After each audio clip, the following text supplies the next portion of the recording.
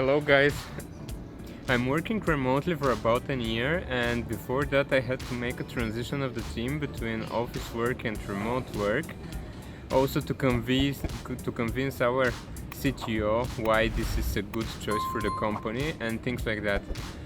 Everything went well until the last month when the isolation starts and I couldn't sleep well because I couldn't exert myself physically enough. I had to do something about it. Home workouts were not enough, so I had to go out for some running and other more intense exercises. After a few weeks, I returned to my normal habits, but usually I have almost every day some intense sport activities, and when I cut most of them, the things become weird. I wasn't very productive in my home office environment. Now I feel better, but the good things need time and consistency.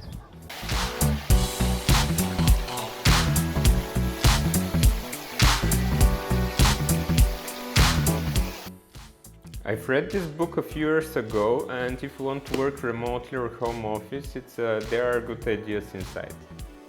So let's see what we can get from here about home office. First, let's see some tips about communication. Being a good writer is an essential part of being a good remote worker. When most arguments are settled over email or chat or discussion boards, you'd better show up equipment for the task. You do not want to call and interrupt somebody for every question you have. Seeing is believing. Sometimes it's better to make a call. Use a shared screen to collaborate on everything from walking through a presentation to going over the latest website changes to sketching together in Photoshop to just editing a simple text document together. Share all information with everyone, documentation, files, calendars. Put all the important information out in the open. The point is to avoid locking up important stuff in the single person's computer or inbox or mind. The virtual water cooler.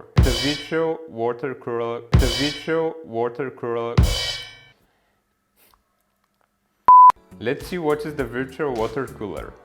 Working remotely can provide a terrific boost of productivity. 8 hours straight of work is not the utopia managers might think it is. We all need mindless breaks, and it helps if you spend some of them with your team. That's where the virtual water cooler comes in. The idea is to have a single, permanent chat room where everyone hangs out all day to shoot the breeze, post funny pictures, and generally goof around.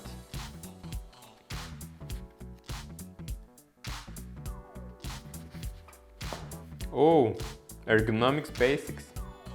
Working from home gives you the freedom to work wherever you want. Maybe you start at the kitchen counter, continue on the couch, and if the weather is nice and you have a garden, finish up outside while enjoying the sunshine.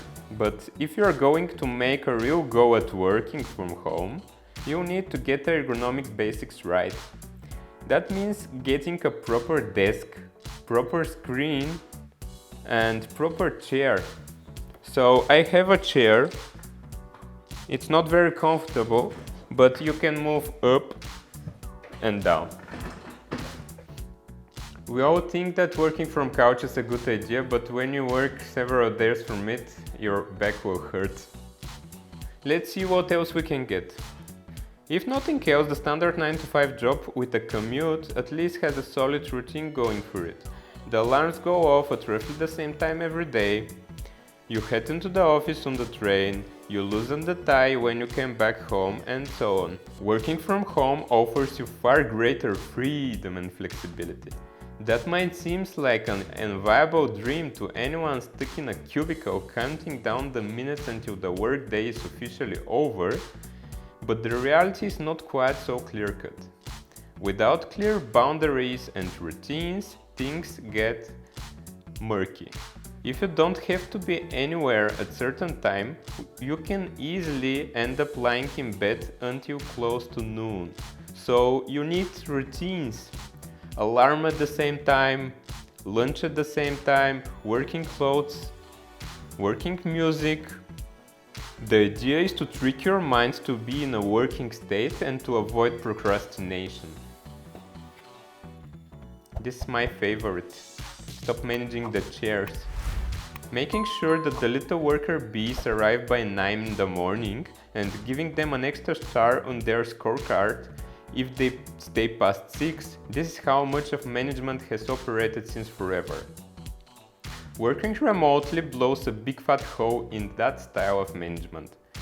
If I can see workers come in and leave their desks, how on earth can I make sure they are actually working?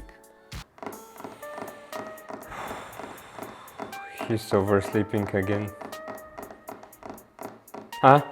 Good morning, Nick. Why you're not answering? Do you know what is the time? Turn on your camera. You're still in your pajamas, right? Come on, you're at work. You have work to do. Elementary, Watson. The job of a manager is not to herd cats, but to lead and verify the work. It means they should know what needs to be done, understands why delays may happen, be creative with solutions to sticky problems, divide the work into manageable chunks and help put the right people on the right projects. Well, that and about a million other things that will ensure work proceeds with as little bother, as few obstacles as possible. Hey you, are you still here? If you like what I do, please help me with subscribe, share, like, write me a comment what do you think, or tell me what do you want to discuss next time.